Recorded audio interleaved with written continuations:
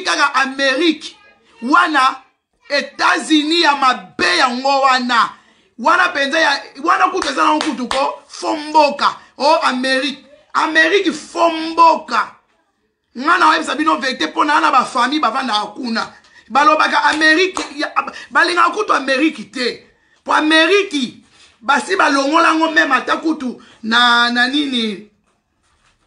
na nini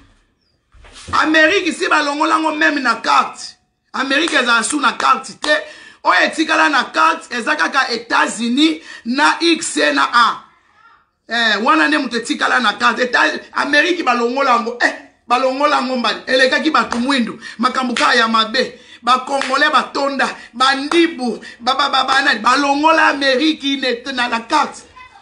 Donald Trump alongola kango ya mbo moni batu basalaka marche po alongola ki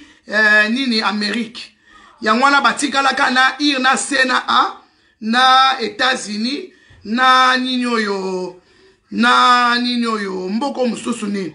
na Hollywood na bango wana donc wana nde ezali pays oyo ekangami na États-Unis Hollywood ya pays oyo ekangami na États-Unis baza juste en face Hollywood eza pays oyo ba américain basalaka mingi oui donc Amérique na États-Unis ezali ba pays différents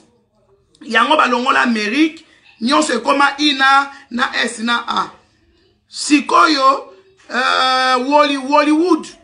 Hollywood ezali mboka oyo ekangami na États-Unis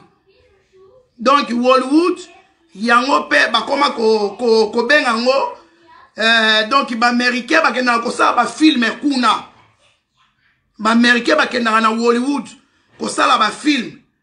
donc eza mboka moko ya mukie mais eza mboka ba riche ekangama na États-Unis Hollywood wana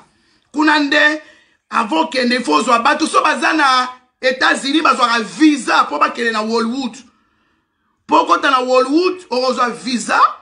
ndo koti kuna soki visa zato okota na Hollywood te na bato ba na États-Unis siko bato ba na États-Unis ba na facilité ya okende na ir na sena A kuna nde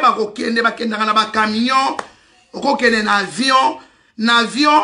et qu'on soit peut-être 8 heures du temps 9 heures donc